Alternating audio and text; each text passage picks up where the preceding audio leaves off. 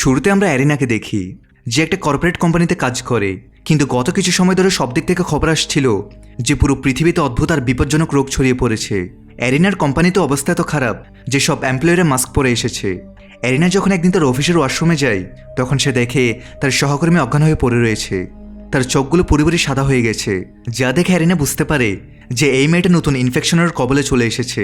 এখন সেই ইনফেকশন যাতে তার নিজের না হয়ে যায়, এই ভয়ে সে নিজের জিনিসপত্র নিয়ে বাড়ির উদ্দেশ্যে বেরিয়ে পড়ে। আসলে অ্যারিনার কিছু সময় আগেই তার স্বামীর সাথে ডিভোর্স হয়েছে এবং সে এখন তার একমাত্র ছেলে অ্যান্টনের সাথে থাকে। অ্যারিনার মনে পড়ে যে আজ সকালে যখন তার ছেলে অ্যান্টন এবং তার মায়ের সাথে পাশের পার্কে গিয়েছিল, তখন সেখানেও একটা লোক ইনফেক্টেড হয়ে পড়ে রয়েছিল। অন্যদিকে টিভি নিউজেও বলা হচ্ছে যে নতুন ইনফেকশন পুরো দুনিয়াতে ছড়িয়ে গেছে। এই রোগটা এতটাই বিপজ্জনক যে একবার কেউ এর কবলে পড়লে সে মাত্র 2 দিনেই মারা যায়। পুরো পৃথিবীর বিজ্ঞানীরা এর চিকিৎসা খুঁজছে, কিন্তু এখন পর্যন্ত তারা কোনো সফলতা পায়নি। সরকার মানুষকে সতর্ক করতে থাকে যে এখন থেকে তারা যেন ঘরের ভেতরেই বন্ধ থাকে। যাদের চোখ সাদা হয়ে গেছে তাদের থেকে দূরে থাকতে বলা হয়, কারণ চোখের রং সাদা হওয়াই এই রোগের সব থেকে বড় লক্ষণ। সরকার পুরো শহরকে চারদিক থেকে মিলিটারি দিয়ে ব্লক করে দিয়েছে যাতে মানুষ বাইরে বের হতে না পারে। এসব দেখে অ্যারিনাও বুঝতে পারে যে বাইরের অবস্থা শীঘ্রই আরও খারাপ হয়ে যাবে। তাই সে তার অফিস থেকে সোজা ছেলের স্কুলের দিকে যায়, কিন্তু তার ছেলের স্কুলকে মিলিটারি আগেই ঘিরে ফেলেছে। তারা এখন কোনো অভিভাবককে ভেতরে যেতে দিচ্ছে না। আসলে আজকে স্কুলের অনেক বাচ্চার মধ্যে ইনফেকশন পাওয়া গেছে। এই কারণে মিলিটারি ভয়ের কারণে সব বাচ্চাদের ভেতরে বন্ধ করে দিয়েছে। সব ইনফেক্টেড বাচ্চাদের তুলে বাইরে নিয়ে যাওয়া হচ্ছে। বাইরে দাঁড়িয়ে থাকা বাবা মায়ের প্রতিবাদ সত্ত্বেও মিলিটারি কাউকেই তাদের বাচ্চা দিতে রাজি নয়। কিন্তু অ্যারিনা বুদ্ধি খাটিয়ে তার ছেলে অ্যান্টনকে স্কুলের বিল্ডিংয়ের পেছনের অংশে আসতে বলে, যাতে সে তাকে ওখান থেকে বের করতে পারে। যদিও মিলিটারি সব জানালার দরজা বন্ধ করে দিয়েছিল, কিন্তু অ্যারিনা নিচের জানালার কাচ ভেঙে তার ছেলেকে বাইরে বের করে ফেলে। অন্যদিকে শহরের সীমানেও মিলিটারি সিল করে দিয়েছে। এখন না কেউ বাইরে যেতে পারছে আর না কেউ ভেতরে আসতে পারছে। শুধুমাত্র সরকারের খাদ্য সাপ্লাইয়ের গাড়িগুলো চলাচলের অনুমতি পায়। চেকপোস্টে অনেক মানুষ প্রোটেস্ট করছে যে তাদের ফ্যামিলি শহরের ভেতরে আছে এবং তাদের ভেতরে যেতে দেওয়া হোক, কিন্তু তবু আর্মি ইনফেকশন ছড়ানোর ভয়ে কাউকে ভেতরে যেতে দিচ্ছে না। এসব লোকদের মধ্যে একটা লোক আছে যার নাম সার্গেই।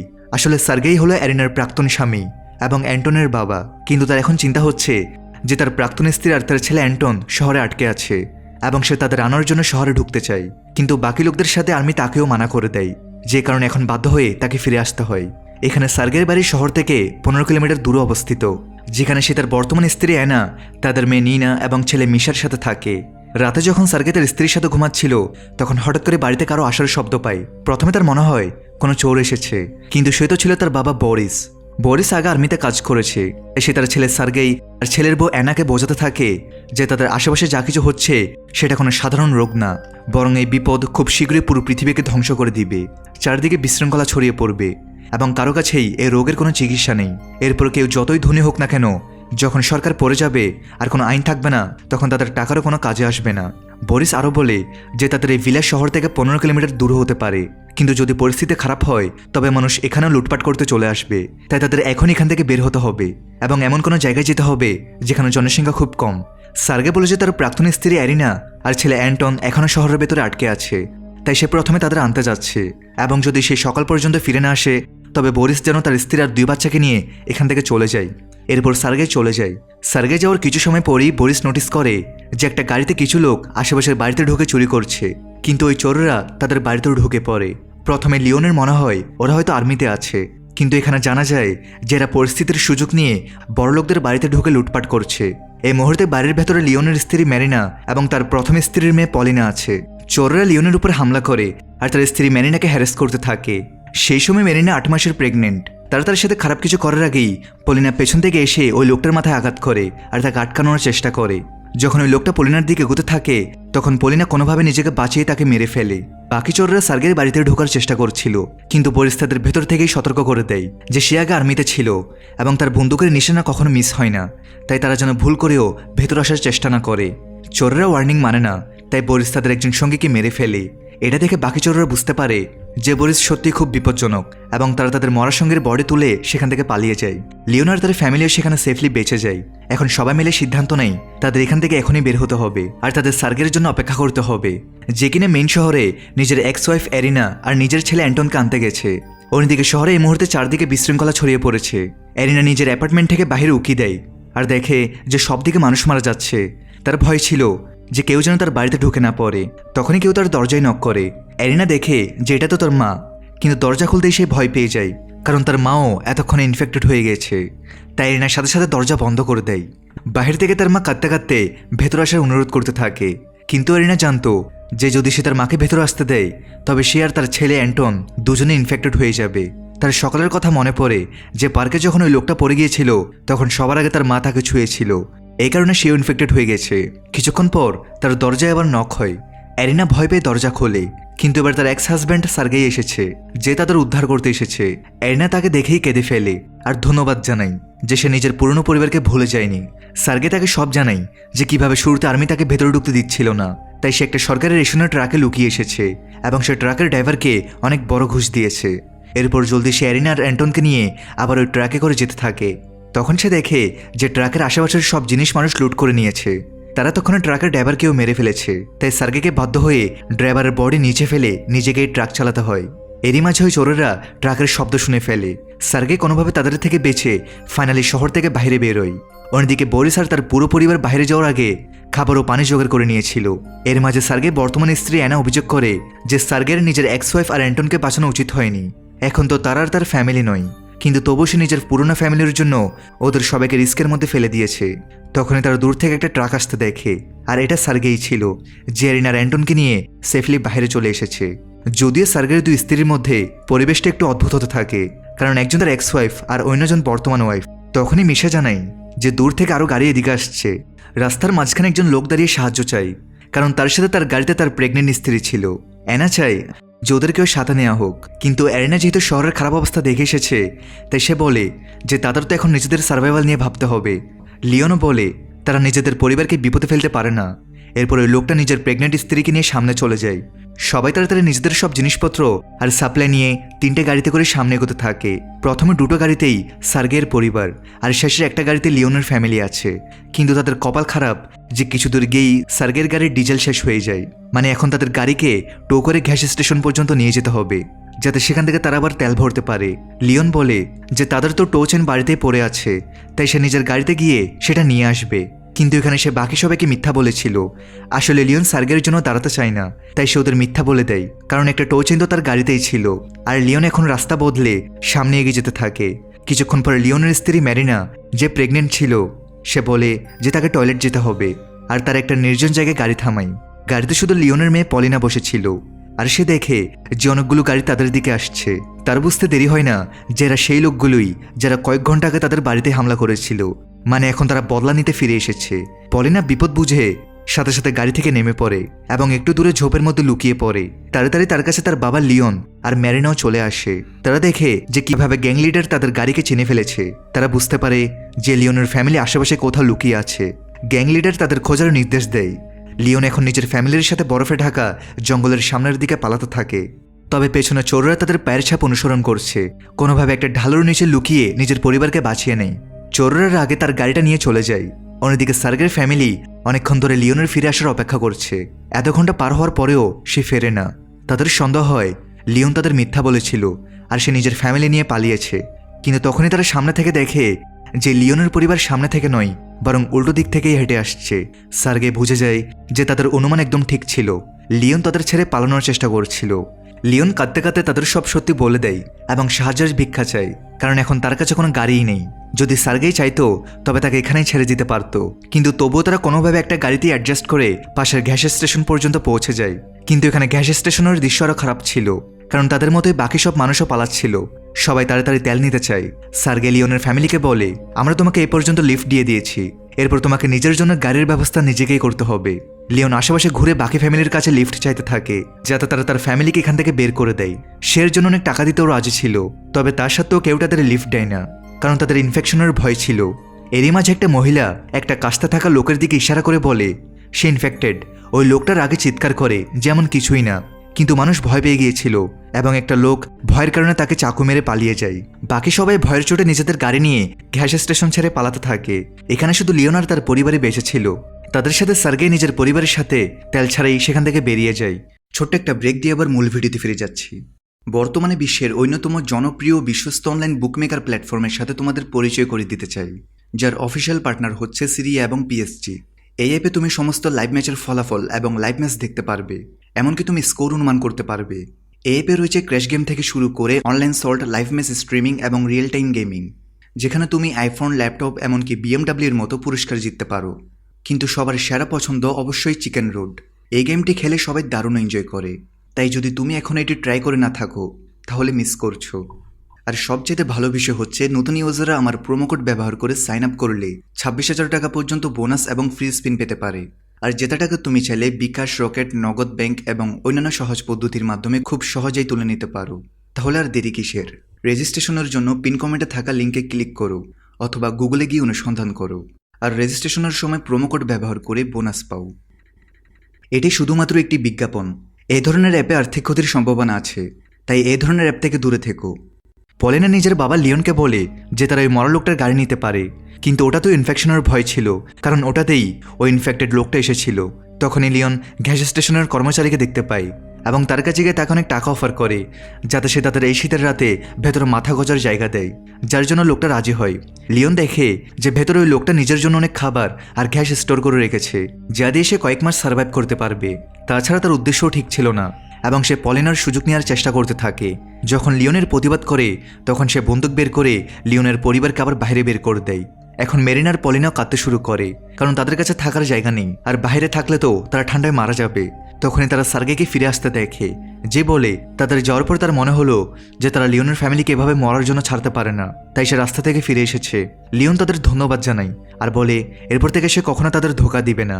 সে তাদের জানায় ভেতরে সে অনেক সাপ্লাই, খাবার পানি আর ডিজেল দেখেছে। তাছাড়া কর্মচারীও শয়তান যে তার মেয়ের উপর খারাপ নজর দিয়েছে, তাই তাকে শিক্ষা দেওয়া উচিত। এমনিতেও তাদের গ্যাস আর খাবার তো সার্ভাইভ করার জন্য লাগতোই, তাই সার্গে টাকার বাহানায় ওই লোকটাকে ধরে ফেলে আর পেছন থেকে বরিস আর লিওন ভেতরে ঢুকে তাকে জিম্মি করে নেই। তারা তাড়াতাড়ি সব খাবার আর গ্যাস নিজেদের গাড়িতে লোড করতে থাকে, যা এই সময় কোনো গুপ্তধনের থেকে কম ছিল না। বাইরে মেশে কনফার্ম করে যে ওই মরা লোকটা আসলে ইনফেক্টেড ছিল না, মানুষ শুধু তাকে ভয় পেয়ে মেরে ফেলেছে, মানে তার গাড়ি সুরক্ষিত আছে। তাই দুটো ফ্যামিলি ওই গাড়িটা লিওনকে দিয়ে দেয় এবং স্টোরে সব খাবার আর গ্যাস লোড করে নিজেদের সফরের দিকে বেরিয়ে পড়ে। যাওয়ার সময় বরিস তাদের জানায় যে সে একটা জায়গার কথা জানে যেখানে কখনো কোনো মানুষ আসতে পারবে না। সে নিজের জন্য একটা কেবিন বানিয়ে রেখেছে, যেটা একটা সিক্রেট লেকের কিনারায় আছে। ওই লেকের 1000 কিলোমিটার দূর পর্যন্ত কোনো গ্রাম নেই, তাই তারা সবাই ওখানে গিয়ে আরামে থাকতে পারবে। তাছাড়া লেক থেকে মাছ ধরে তারা ওগুলো খেতেও পারবে।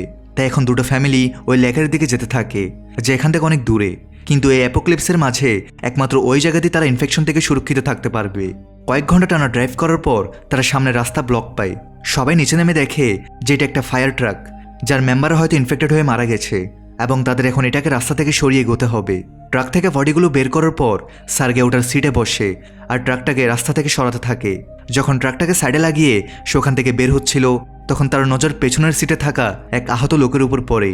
সার্গে তাকে চেক করতে থাকে, হয়তো তার সাহায্যের দরকার হতে পারে, কিন্তু সে উল্টো সার্গের পেটে চাকু মেরে দেয়।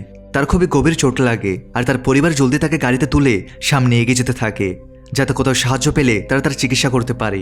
তারা কিছুটা সামনে গিয়ে একটা ছোট গ্রাম দেখে, তার একটা খালি বাড়িতেই সার্গেকে নিয়ে যায়। এখানে তার এক্স ওয়াইফ এরিনা আর তার বর্তমান ওয়াইফ অ্যানা দুজনে কোনোভাবে আশেপাশের বাড়ি থেকে সুসুতা চেয়ে সার্গের ঘা সেলাই করতে থাকে। যদি তারা ঘা সেলাই করা বন্ধ করে দিয়েছিল, কিন্তু ইনফেকশনের কি হবে? তার আসলে অ্যান্টিবায়োটিকের দরকার ছিল। সার্গের টানা খুব জ্বর আসছিল।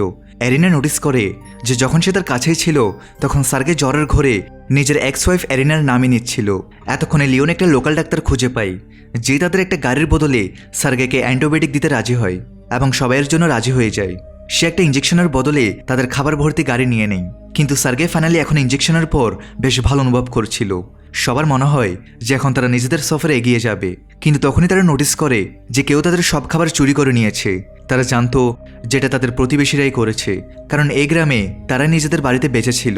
বরিস আর এরিনার আগে বন্দুক নিয়ে তাদের বাড়িতে ঢোকে আর দেখে যেখানে তো সব ইনফেক্টেড লোকেরা তাদের খাবার খাচ্ছে, মানে ওই খাবারও তাদের আর কোনো কাজে আসবে না।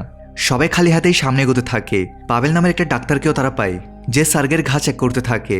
সে তাকে আরও ওষুধ দেয়। এখানে পাবেলের চশমা যেহেতু ভাঙা ছিল, তাই এরিনা নিজের স্বামীর সাহায্যের জন্য তাকে নিজের একটা কন্ট্যাক্ট লেন্স দিয়ে দেয়। পাবেল তাদের জানায় যে সে একজন ডাক্তার হিসেবে অনেক জায়গায় গিয়ে সেখানকার মানুষদের প্রয়োজনীয় ওষুধ পৌঁছে দিচ্ছে। সে জানায় যখন থেকে সে পেছনের টাউনে গিয়েছিল তখন কিছু চোরেরা তার জিনিসপত্র ছিনিয়ে নেয়, তখন তার চশমাটাও ভেঙে গিয়েছিল। কিন্তু পাবেল মানুষের সাহায্য করতে চায়, তাই সে তো বিপদ সত্ত্বেও এখনও মানুষের সাহায্যের জন্য ঘুরে বেড়াচ্ছে। বাকি গ্রুপ পাবেলকে বিদায় জানিয়ে নিজেদের সফর কন্টিনিউ করে। যখন তারা একটু সামনে যায় তখনই তারা রাস্তায় একটা মেন ব্রিজ ভাঙা পায়। সবাই বুঝতে পারে যে এটাকে কেউ ইচ্ছাকৃতভাবে ভেঙেছে, মানে এখন তাদের ফিরে গিয়ে অন্য রুট দিয়ে যেতে হবে, যা আরও বেশি লম্বা হবে। ফিরে আসার সময় তারা নোটিস করে যে পাবেল, যে রাস্তায় সার্গের সাহায্য করেছিল, এখন তার থেকে গ্রামের লোকেরা চুরি করছে। গ্রামের লোকেরা বলে যে মহামারী ছড়ানোর পর সরকার তাদের মরার জন্য ছেড়ে দিয়েছে, তাই তারা নিজেদের সার্ভাইভালের জন্য এখান দিয়ে যাওয়া লোকদের লুটছে। এখন পুরো গ্রুপ পাবেলকে বাঁচানোর জন্য হাওয়ায় ফায়ার করতে করতে গ্রামের লোকদের তাড়াতে থাকে। কেউ খেয়াল করেনি যখন তারা বাইরে পাবেলের সাহায্য করছিল, তখন পেছন থেকে গাড়িতে একটা লোক ছোট অ্যান্টনকে উঠিয়ে নিতে আসে। অ্যান্টন তার ভয়ে গাড়ি থেকে বেরিয়ে লুকিয়ে পড়ে। অন্যদিকে পাবেল গ্রামের লোকদের হামলায় খুব বেশি আহত হয়ে যায়, তার অনেক রক্ত বের হচ্ছিল, তাই সবাই তাড়াতাড়ি তাকে গাড়িতে তুলে সেখান থেকে বেরিয়ে যায়। তাড়াহুড়োয় তারা খেয়াল করেনি যে ছোট্ট অ্যান্টন পেছনেই রয়ে গেছে। সে চিৎকার করে তাদের ডাকেও, কিন্তু সবাই এতক্ষণে চলে গেছে। ছোট অ্যান্টন ভয়ে ভয়ে জঙ্গলের রাস্তা দিয়ে চলতে থাকে। অনেকক্ষণ চলার পর সে একটা গ্রাম দেখতে পায়, যা অদ্ভুত কারণে একদম খালি পড়েছিল। এর কারণে অ্যান্টন জলদি বুঝতে পারে যখন সে দেখে যেখানে তো মিলিটারি ঢুকে আছে এবং তারা সাধারণ মানুষদের যারা ইনফেকশন আক্রান্ত ছিল না তাদেরও গুলি মারছে। একজন সোলজার তাকে দেখে ফেলেছিল এবং সে তার পিছু নিতে থাকে। ছোট অ্যান্টন পালাতে পালাতে পাশে একটা খালি হসপিটালে গিয়ে একটা ব্যাডের নিচে লুকিয়ে পড়ে। এখানে ওই সোলজার তাকে খুঁজে পায় এবং সে তাকে গুলিও মারতে যাচ্ছিল, যে পেছন থেকে কেউ সোলজারের মাথায় আঘাত করে তাকে অজ্ঞান করে দেয়। আসলে ইনি একজন ডাক্তার ছিলেন এবং তিনি জানান যে এখন মিলিটারি সাধারণ মানুষদেরও মারছে। অ্যান্টন তাকে সব জানায় যে কিভাবে সে তার পরিবার থেকে আলাদা হয়ে গেছে। ওই ডাক্তার এখন অ্যান্টনকে নিজের সাথে নিয়ে এই গ্রাম থেকে বের হতে থাকে। এখানে সব দিকে মিলিটারি ছড়িয়েছিল। তাদের থেকে পালানোর সময় অ্যান্টনের পায়ে আঘাত লাগে, তবুও ডাক্তার তাকে পেছনে ফেলে না এবং কোনোভাবে নিজের সাথে নিয়ে একটা সেফ জায়গায় এসে তার ট্রিটমেন্ট করতে থাকে। সে অ্যান্টনকে নিজের সাথে জঙ্গলের মাঝখানে থাকা একটা ছোট কমিউনিটিতে নিয়ে আসে, যেখানে আশেপাশের গ্রামের লোকেরা মিলিটারির ভয়ে লুকিয়েছিল। ডাক্তার এসে সবাইকে জানায় যে তাদের মিলিটারিকে বিশ্বাস করা উচিত না। তখনই তারা জানতে পারে যে মিলিটারি তাদের এই ডেরাও খুঁজে পেয়েছে। যদি তারা লাউড স্পিকারে মিথ্যা দাবি করেছিল যে মিলিটারি তাদের ইনফেকশন কিওর করতে এসেছে, তাই সবাই বাইরে তাদের কাছে চলে আসুক, কিন্তু সব মানুষ তাদের সত্যি আগে থেকেই জানতো এবং তারা সব একটা বাড়ির বেসমেন্টে গিয়ে লুকিয়ে পড়ে। যে ঘুমানোর কারণে উপরে রয়ে গিয়েছিল, সোলজাররা তাকে দেখে, আর যেহেতু আশেপাশে কোনো সাধারণ মানুষ নেই তাই তারা তাকে গুলি মেরে চলে যায়। যার পর সব মানুষ এটা দেখে আরও রেগে যায় যে মিলিটারি তাদের সাথে এমন কেন করছে, এবং তারা সব এখন তাদের থেকে বদলা নেওয়ার সিদ্ধান্ত নেয়। একজন মেম্বার জানায় যে সে আগে সোভিয়েত আর্মির সোলজার ছিল এবং তার কাছে এখনও পুরনো অস্ত্র আছে। সবাই জড়ো হয়ে অস্ত্রগুলো দিয়েই মিলিটারি বেসের উপর অ্যাটাক করার সিদ্ধান্ত নেয়, যাদের রিটায়ার্ড সোলজার লিড করবে। অন্যদিকে ডাক্তার অ্যান্টনকে গ্রামের বাকি বাচ্চাদের সাথে একটা গুদামে লুকিয়ে রাখে এবং তারপর সে নিজেও বাকি লোকদের সাথে ওই মিলিটারি ক্যাম্পে অ্যাটাক করতে বেরিয়ে পড়ে। যদি তারা ওই ক্যাম্প থেকে মিলিটারিকে ভাগিয়ে দেয় তবে হয়তো মিলিটারি তাদের এলাকা থেকে চলে যাবে। সবাই ক্যাম্পের কাছে আসতেই নিজেদের অস্ত্র কাপড়ে লুকিয়ে মিথ্যা বলে তারা মিলিটারি অ্যানাউন্সমেন্টের পর এখানে এসেছে। তারা জানতো যে ভেতরে ঢুকেই তারা সব থেকে বেশি ক্ষতি করতে পারবে। তখনই ডাক্তার সার্গেই তার এক্স ওয়াইফ এরিনাকে সোলজারের সাথে লড়তে দেখে, যারা নিজেদের হারিয়ে যাওয়া ছেলেকে খুঁজছিল। ডাক্তার তখনই বুঝতে পারে যে এরা অবশ্যই অ্যান্টনের বাবা মা হবে, যাকে সে নিজের গ্রামে লুকিয়ে এখানে এনেছে। কিন্তু এখন জলদি গ্রামের লোকেরা মিলিটারির উপর অ্যাটাক করে দিবে এবং সে কখনো অ্যান্টনের বাবা মাকে তার লোকেশন বলতে পারবে না। অ্যান্টনের বাবা মা এখানে পৌঁছালো কিভাবে? এখান থেকে তাদের স্টোরিটা দেখা যায় যখন তারা পাবলিকে কিছু দূরে এনে তার চিকিৎসা করছিল। তখনই অ্যারিনা বুঝতে পারে যে তার ছেলে অ্যান্টন তো পেছনে রয়ে গেছে। সবাই তাড়াতাড়ি করে ওই জায়গায় ফিরে যায় যেখানে তাদের গ্রামের লোকদের সাথে লড়াই হয়েছিল, কিন্তু এখন তাদের ছেলে এখানে আশেপাশে কোথাও ছিল না। অ্যারিনা খুব খারাপভাবে কাঁদছিল যে সে নিজের একমাত্র ছেলের খেয়াল রাখতে পারেনি। তখনই বরিস নোটিস করে যে রাস্তার পাশ দিয়ে ছোট ছোট পায়ের ছাপ জঙ্গলের দিকে গেছে। তারা বুঝতে পারে যেটা অ্যান্টনেরই হবে। সেখান থেকে সব গ্রুপ মেম্বার অ্যান্টনের পায়ের ছাপ অনুসরণ করে ওই গ্রামে গিয়ে পৌঁছায় যেখানে শুরুতে অ্যান্টন গিয়েছিল, কিন্তু এখন এখানে কেউ বেঁচে ছিল না, বরং শত শত বাড়ি পড়েছিল। এরিনার সার্গে কাঁদতে কাঁদতে তাদের মধ্যে থেকে অ্যান্টনকে খুঁজতে থাকে, কিন্তু তারা এটা জানে শান্তি পায় যেগুলোর মধ্যে অ্যান্টনের বডি কোথাও ছিল না। তখনই তারা উপরে মিলিটারি হেলিকপ্টার দেখতে পায়, যারা নিচে প্যাম্পলেট ফেলেছে যে তারা লুকিয়ে থাকা লোকদের নিজেদের বেসে ডাকছে। সবাই ভাবে যে অ্যান্টন সেখানে গিয়েছে হয়তো। এটা ভেবে সব গ্রুপ মেম্বার মিলিটারি বেসে গিয়ে পৌঁছায় এবং আশেপাশে ঘুরে সবাইকে জিজ্ঞেস করতে থাকে যে তারা কি ছোট অ্যান্টনকে দেখেছে। এটা সেই মুহূর্ত ছিল যখন তাদের অন্য গ্রামের লোকদের সাথে আসা ডাক্তার দেখেছিল। বর্তমানে ডাক্তার তাদের অ্যান্টনের লোকেশনের ব্যাপারে কিছু বলতে পারার আগেই গ্রামের লোকেরা সোলজারের উপর অ্যাটাক করে দেয়। তাদের দেখে বাকি সাধারণ লোকেরাও মিলিটারির উপর ঝাঁপিয়ে পড়ে। এই বিশৃঙ্খলার মাঝে ফাইনালি ডাক্তার সার্গেই আর এরিনাকে তাদের ছেলে অ্যান্টনের লোকেশন বলে দেয়, যে কিভাবে সে তাকে একটা হসপিটালে পায় এবং এখন সে পাশের একটা গ্রামে বাকি বাচ্চাদের সাথে লুকিয়ে আছে। সবাই তাড়াতাড়ি করে সেখানে যায়, কিন্তু এখন বাকি বাচ্চারা তাদের জানায় যে কিভাবে যখন তারা জানতে পারলো যে অ্যান্টন দূর শহর থেকে এসেছে এবং তার বাবা সার্গে বেশ ধনী পরিবারের ছিল, তখন তারা তার খুব মজা নেয় এবং নিজেদের ওখান থেকে ভাগিয়ে দেয়। এরিনা এটা দেখে খুব ভেঙে পড়ে, কারণ তার মনে হয়েছিল যে সে অ্যান্টনকে খুঁজে পেয়েছে, কিন্তু এখন তার বাচ্চা এত শীতে কিভাবে সার্ভাইভ করবে। এরিনার সার্গেই এত ভারী তুষারপাতের মাঝে অ্যান্টনের নাম ধরে চিৎকার করে পুরো গ্রামে ঘুরছিল এবং ভাগ্যক্রমে শেষমেশ অ্যান্টনকে তার একটা পুরনো বিল্ডিংয়ে লুকিয়ে থাকা অবস্থায় পায়। এরিনা তার পৃথিবী আবার ফিরে পায়। এখন পুরো গ্রুপ নিজেদের গন্তব্যের দিকে এগোনোর আগে ডাক্তারের সাথে আবার দেখা করে এবং সার্গে নিজের বেঁচে যাওয়া অল্প খাবারের মধ্যে থেকেই ওই ডাক্তারকে খাবার গিফট করে, যে এমন পরিস্থিতিতেও তাদের বাচ্চা অ্যান্টনের প্রাণ বাঁচিয়েছে এবং সে তাকে শেষ বিদায় জানায়। এখানে সব গ্রুপ মেম্বার আবার ওই সেফ লোকেশনে যাওয়ার জন্য তৈরি ছিল, যে এখন এখান থেকে 1000 কিলোমিটার দূরে।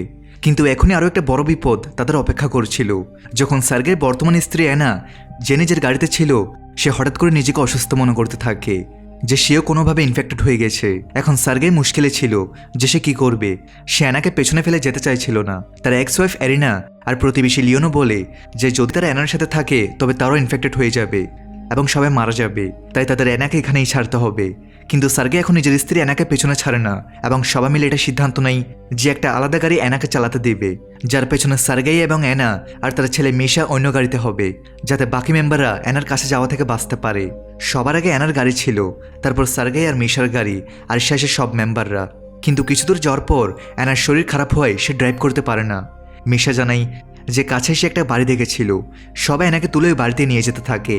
এখানে প্রথমে বাকি গ্রুপ মেম্বাররা ভেতরে গিয়ে দেখে যে এখানে কেউ আগে থেকে আছে কিনা। সব লাইট জ্বলা সত্ত্বেও ভেতরে কেউ ছিল না। গ্রুপ তাড়াতাড়ি অ্যানাকে একটা আলাদা ঘরে নিয়ে গিয়ে আইসোলেট করে দেয়, যাতে তার ইনফেকশন অন্য কোনো মেম্বার পর্যন্ত না পৌঁছায়। তাদের সাথে ডাক্তার পাভেল তো ছিলই, তার কাছে কিছু বেসিক ওষুধও ছিল, তাই সে এখনকার জন্য অ্যানাকে অ্যান্টিবায়োটিক আর গ্লুকোজ দেওয়ার সিদ্ধান্ত নেয়। সার্গেই, যে নিজেই নিজের প্রাণ ঝুঁকিতে ফেলে অ্যানাকে ওই ওষুধগুলো দিতে যাচ্ছিল, তখন পাভেল তাকে আটকে দেয়।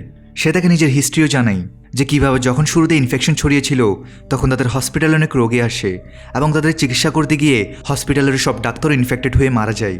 কিন্তু পাভেল নিজে কখনো ইনফেক্টেড হয়নি, বরং সে তখন থেকেই জায়গায় জায়গায় ঘুরে মানুষের সাহায্য করছে। তাই তার মনে হয় যে হয়তো সেই নতুন ইনফেকশন থেকে ইমিউন হয়ে গেছে। তার শরীর এমন অ্যান্টিবডি তৈরি করে নিয়েছে যার উপরে ইনফেকশনের প্রভাব পড়ে না। তারা কথা বলছিল, তখনই তারা দূর থেকে ম্যারিনার চিৎকারের শব্দ শুনতে পায়। আসলে সে একটা ঘরে অনেকগুলো লোকের বডি দেখেছিল এবং সবাই আশেপাশের প্রমাণ থেকে বুঝতে পারে যে এই বাড়িটা একটা মিলিটারি অফিসারের ছিল, যে নিজের পুরো পরিবারের সাথে ইনফেকশন আক্রান্ত হয়ে গেছে এবং তাদের থেকে মুক্তি পড়ে একটা সহজ রাস্তা বেছে নেয়। সবাই তাড়াতাড়ি ওই রুম খালি করে এবং এখন তো তাদের সমস্যা আরও বেড়ে গেছে। ওই ইনফেক্টেড লোকেরাই বাড়িতেই ছিল, মানে এখন তারা যদি এখানে থাকে তবে তারা নিজেরও ইনফেক্টেড হতে পারে। অন্যদিকে তারা অ্যানাকে এভাবে ছেড়ে যেতে পারে না। সার্গের নিজের এক্স ওয়াইফ এরিনা আর ছেলে অ্যান্টনেরও চিন্তা ছিল, কিন্তু সে নিজের বর্তমান ওয়াইফ অ্যানাকে ছাড়তে পারে না। এখানে সার্গে চিন্তিত ছিল, কারণ অ্যানারও ইনফেকশন থেকে বেঁচে ফেরা অসম্ভব ছিল। সার্গেই বলে যে ওই ইনফেকশনে কারোরই 3 দিনে মৃত্যু হয়ে যায়, তাই তারা এখানে এই 3 দিন পর্যন্ত অ্যানার রিকভার হওয়ার অপেক্ষা করবে। হয়তো তার কোনো সাধারণ রোগ হয়েছে। তাই এখন সবাই মিলে বাড়িটাকে 2 ভাগে ভাগ করে দেয়। এক ভাগে ওই লোকেরা থাকবে যারা এতক্ষণ অ্যানার কাছে ছিল, যাদের ইনফেকশনের ভয় হতে পারে, এবং অন্য ভাগে তারা থাকবে যারা অ্যানার আশেপাশে পর্যন্ত যায়নি। পলিনা জানাই যে কাল রাতে যখন সে অ্যানাকে খাবার দিতে গিয়েছিল তখন অ্যানার চোখের রং বদলে গিয়েছে, মানে তার ওই ইনফেকশনই হয়েছে। লিওনো বলে যে সে নিজের প্রেগনেন্ট ওয়াইফ ম্যারিনাকে এমন বিপজ্জনক অবস্থায় রাখতে পারে না, সে শুধু এক রাতে অপেক্ষা করবে। অন্যদিকে মিশা, যেখানে সার্গেই আর অ্যানার ছেলে, সে নিজের মায়ের এমন অবস্থা দেখে সে দুঃখী হয়ে যায়। আসলে মিশা ছোটবেলা থেকেই মানসিকভাবে অসুস্থ ছিল, কিন্তু এখন পলিনার সাথে বন্ধুত্ব হওয়ার পর তার ভালো লাগতে শুরু করে। সকাল হতে লিওন সিদ্ধান্ত নিয়ে নেয় যে সে নিজের ফ্যামিলিকে ইনফেক্টেড অ্যানার পাশে থাকতে দিবে না। এমনিতেও তার স্ত্রী মা হতে চলেছে, তাই সে বরিসের থেকে লোকেশন নিয়ে বলে সে নিজের ফ্যামিলির সাথে প্রথমে একা ওখানেই চলে যাবে এবং ওখানে গিয়ে তাদের আসার অপেক্ষা করবে। সার্গে এটা শুনে আরও রেগে যায়, কারণ সেই লিওনের ফ্যামিলির তাদের খারাপ সময়ে সাহায্য করেছিল। তবুও তারা নিজেদের আসল রূপ আবার দেখিয়ে দেয়।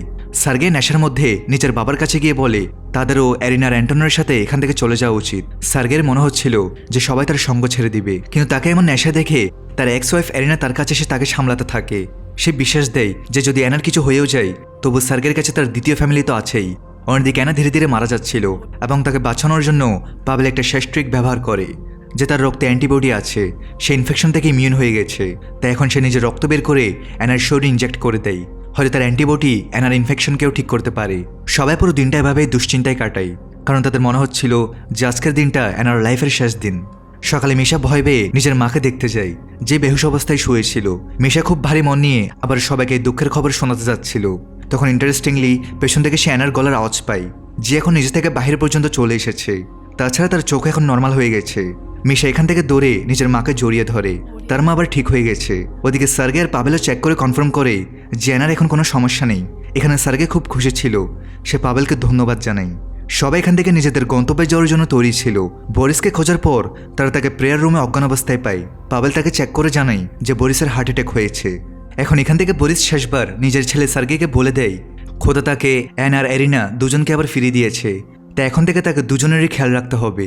যার পর শেষমেশ বরিসও মারা যায়। সে নিজের ফ্যামিলিকে সার্ভাইভ করার একটা সুযোগ দিয়েছে। ওই ল্যাকের কেবিনটা তার নিজের ছিল, তাই এখন সবাই সিদ্ধান্ত নেয় যে তারা বরিসের বডি ওখানে ল্যাকে নিয়ে গিয়ে দাফন করবে। সবাই নিজের সফর কন্টিনিউ করে। তখনই তারা রাস্তায় লিওনের গাড়ি উল্টে থাকতে দেখে।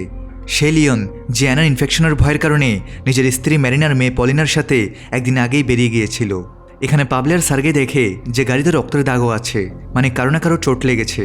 কিন্তু এখানে তো দূর দূরান্ত পর্যন্ত কেউ ছিল না। এখন লিওন আর তার ফ্যামিলির সাথে কি হলো? একদিন আগের সময় দেখা যায় যখন লিওন গাড়ি নিয়ে ল্যাকের দিকে যাচ্ছিল, তখনই ম্যারিনার ওয়াটার ব্রেক গাড়িতেই হয়ে যায়। সে চিৎকার করতে থাকে, আর এই ডিস্ট্রাকশনের মাঝে লিওনের গাড়ির ব্যালেন্স বিগড়ে যায় আর সেটা রাস্তার কিনারে উল্টে যায়। ম্যারিনার বেবি এই অ্যাক্সিডেন্টে বাঁচতে পারেনি। লিওন আবার সার্গের ফ্যামিলিকে পেছনে ফেলে ভুল করেছিল। এখান থেকে লিওন পায়ে হেঁটে টেনে জঙ্গলের রাস্তা দিয়ে সামনে এগোতে থাকে। অ্যাক্সিডেন্টে ম্যারিনার অবস্থা তো খারাপ ছিলই, সাথে সে নিজের বাচ্চাকে হারানোর শোকেও ছিল। ওদিকে পলিনাও হাঁটতে হাঁটতে ক্লান্ত হয়ে গিয়েছে। তখনই লিওন জঙ্গলের মাঝখানে একটা কেবিন দেখতে পায়। গান পয়েন্টে ভেতরে ঢোকার চেষ্টা করে। আসলে এখানে শুধু একটা মহিলাই একা থাকতো, তাই লিওন সহজেই তাকে জিম্মি করে ম্যারিনার পলিনাকে ঘরে নিয়ে আসে। বাইরে তো তারা ঠান্ডায় মরে যাচ্ছিল, তাই সে তাড়াতাড়ি বাড়ির মালিককে বেসমেন্টে বন্ধ করে নিজের স্ত্রীকে আগুনের তাপে সেঁকতে দেয়। তার হিসেবে এখনকার সময়ে নিজের পরিবারের জন্য তাকে এমনটা করতেই হবে। যদিও পলিনার এটা পছন্দ হয় না এবং সে খাবার আর পানি বেসমেন্টে বাড়ির মালিককে দিতে থাকে। ম্যারিনার মানসিক অবস্থা নিজের বাচ্চাকে হারানোর পর খারাপ হয়ে গিয়েছিল। পলিনার লিওনও চিন্তিত ছিল যে তারা ম্যারিনার কি করবে। ম্যারিনা প্রায় হ্যালুসিনেশনে থাকতে শুরু করে। তার বেবি এখনও বেঁচে আছে। তিনজন এখন কেবিনেই থাকতে শুরু করে। বাহিরে এমনিতেও তারা কোথাও যেতে পারতো না। একদিন যখন মেরিনা ঘুম থেকে উঠে, তখন বাড়ির মালিক যে বেসমেন্টে বন্ধ ছিল সে ধোকা দিয়ে মেরিনার কাছ থেকে নিজেকে মুক্ত করিয়ে নেয়। এরপর এখন ওই মহিলা উল্টো লিওন, পলিনার মেরিনাকেই বেসমেন্টে বন্ধ করে দেয়। লিওন এখানে মেরিনাকে বোঝায় যে এখন তাদের বেবি ফিরে আসবে না, তাই তাকে হুঁশে আসতে হবে। আর এখানে মেরিনা এখন লিওনের সামনে সব থেকে বড় রহস্য উন্মোচন করে। আসলে তো সেই বেবি লিওনের ছিলই না। মেরিনা একবার ডান্সার ছিল, যেখানে পরে প্রেগনেন্ট হয়ে যায়। সে তো এটাও জানে না যে বাচ্চার বাবাকে, কারণ বারে অনেক লোক আসতো। তাই সে সিদ্ধান্ত নেই যে সে কোনো বড় লোককে ফাঁসিয়ে তার সাথে সেটেল হয়ে যাবে। এই সময় সে এক রাতে লিওনকে বারে দেখতে পায়, যে নিজের প্রথম স্ত্রী অর্থাৎ পলিনার মায়ের মৃত্যুর পর দুঃখের ড্রিঙ্ক করছিল। এবং এই সুযোগের ফায়দা তুলে ম্যারিনার লিওনকে নিজের প্রেমে ফাঁসায় এবং তাকে বিয়ে করে নেয়। এখন এই সত্যি জেনে পলিনার লিওন দুজনে খুব দুঃখী ছিল যে ম্যারিনা তাদের এত বড় ধোকা দিয়েছে। কিন্তু তবুও লিওন বলে যে সে ম্যারিনাকে এই অবস্থায় একা ছাড়বে না, সে তার সাথে যা কিছুই করে থাকুক না কেন। অন্যদিকে যখন সার্গের গ্রুপ লিওনের গাড়ি উল্টে থাকতে দেখে, তখন তারা তাকে খুঁজেও ছিল, কিন্তু তারা তাকে পায়নি।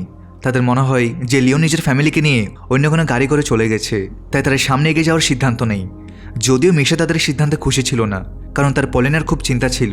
একমাত্র সেই আজ পর্যন্ত মিশাকে ভালোভাবে বুঝেছিল যে তাদের পলিনাকে আশেপাশে ঘুরে খুঁজতেই হবে, এবং সে রাগে একাই পলিনাকে খুঁজতে বের হয়ে যায়। তখনই তার আবার অ্যাটাক আসে এবং পাভেল তার চিকিৎসা করে। এখন সবাই মিলে তাকে ল্যাকে নিয়ে যেতে থাকে। এখান থেকে তাদের সামনের জার্নি বেশি স্মুথ ছিল এবং 2 দিন পর তারা ফাইনালি ল্যাকে ঠিকঠাক পৌঁছেও যায়। সার্গে বলে যে তার বাবা বরিসের ধারণা ঠিক ছিল, এই লোকেশনে খুব কম মানুষই আসতে পারে। হতে পারে আশেপাশে কোনো 1-2 জন লোক আছে, কিন্তু 1000 কিলোমিটার পর্যন্ত এখানে আশেপাশে কোনো গ্রামও নেই, তাই তারা সবাই এখানে সেফ থাকবে। যদিও মিশা এখন রাগে ছিল, কারণ সে জানতো যে পলিনার ফ্যামিলি এখানে পৌঁছায়নি।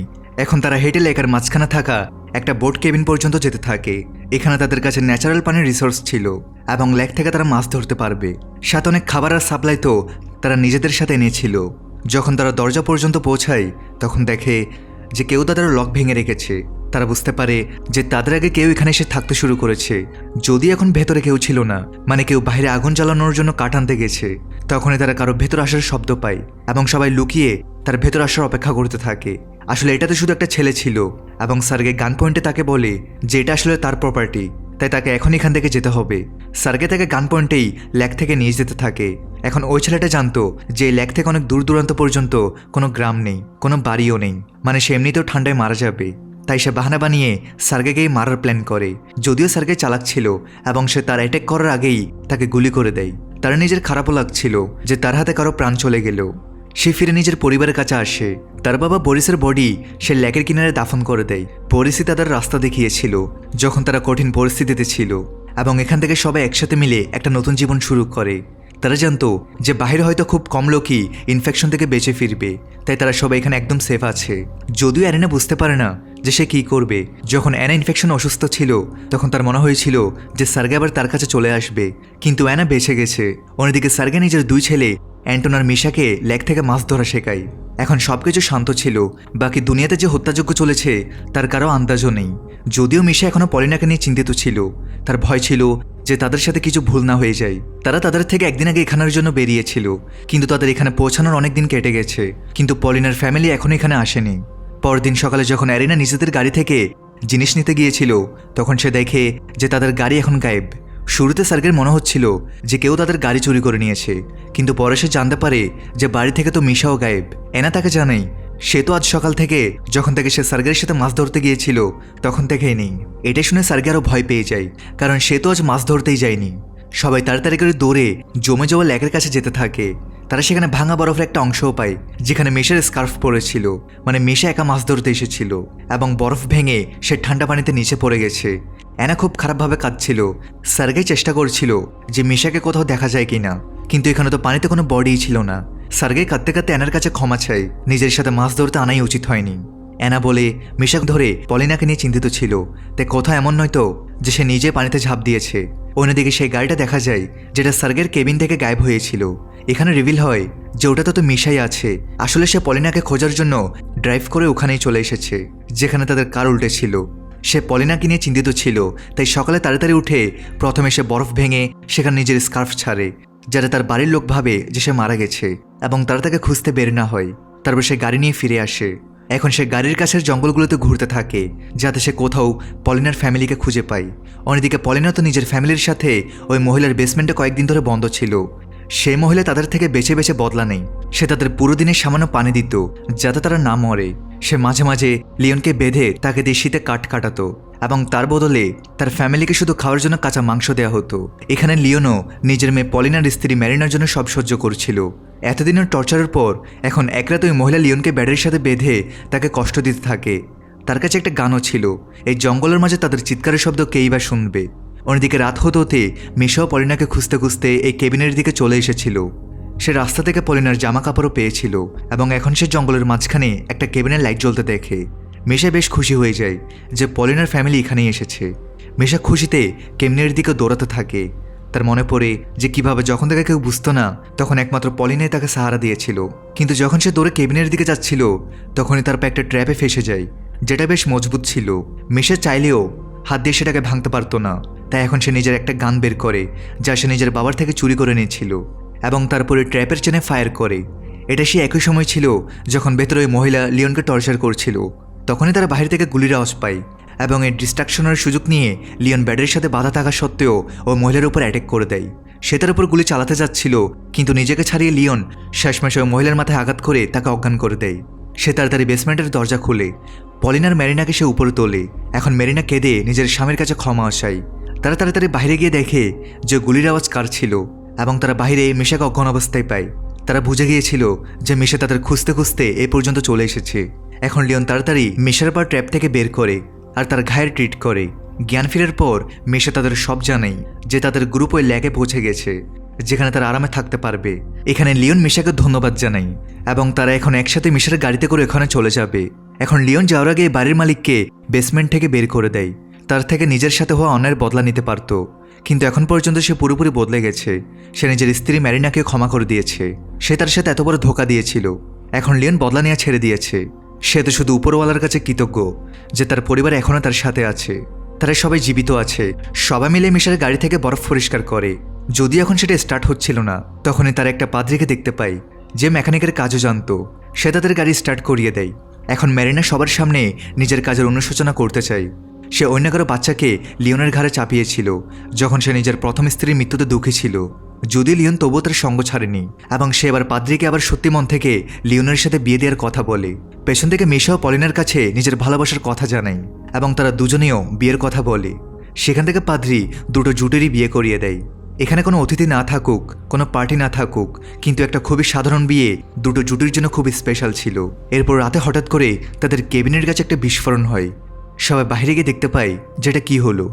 আসলে এটা তো একটা প্লেন ছিল যার পাইলটরা হয়তো ইনফেক্টেড হয়ে গিয়েছে এবং এই প্লেন এখানেই ক্র্যাশ করেছে। তারা প্লেনের মরা লোকদের দেখে বুঝতে পারে এখনও বাইরের দুনিয়া খুব বাজে অবস্থায় আছে। পাবেল তো আরও বেশি চিন্তিত ছিল, কারণ সে নিজে ডাক্তার হওয়া সত্ত্বেও এখানে শান্তিতে জীবন কাটাচ্ছে আর বাইরে পুরো দুনিয়ার মানুষ মারা যাচ্ছে। পরের দিন সকালে সে সবাইকে জড়ো করে বলেই দেয় সে আবার মেন সিটিতে যাচ্ছে। তার তো এখানে আসা উচিতই হয়নি। সে নিজের উদ্দেশ্যই ভুলে গেছে যে তাকে মানুষের প্রাণ বাঁচাতে হবে। এখন সে অলরেডি জানতো যে তার রক্ত দিয়ে ইনফেকশনের অ্যান্টিডোট তৈরি করা যেতে পারে।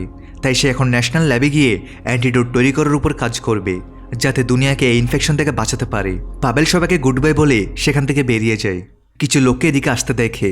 আসলে এটা তো মিশা ছিল যে লিওনের পরিবারকে এখানে নিয়ে এসেছে। সার্গেই দৌড়ে গিয়ে মিশাকে জড়িয়ে ধরে। তাদের তো মনে হয়েছিল সে মারা গেছে। সার্গে এখান থেকে নিজের দুটো ফ্যামিলি এরিনা আর অ্যানা তাদের সঙ্গ দেবে। এখন তো লিওনের পরিবারও এখানে চলে এসেছে এবং তারা সবাই মিলে এখানে লম্বা সময় পর্যন্ত শান্তিভরা জীবন কাটাতে পারবে। অন্যদিকে পাবেল তো অ্যান্টিডোট তৈরি করতে গেছে। তাই যখন তার অ্যান্টিডোট দিয়ে পুরো দুনিয়া আবার নর্মাল হয়ে যাবে তখন সে তাদের এখান থেকে নিতে আসবে। আর এই হ্যাপি এন্ডিংয়ের মাধ্যমে এই পুরো সিরিজ এখানেই শেষ হয়। ভিডিও ভালো লাগলে লাইক করে দাও। দেখা হচ্ছে নতুন কোনো ভিডিওতে। সবাই ভালো থাকো, সুস্থ থাকো।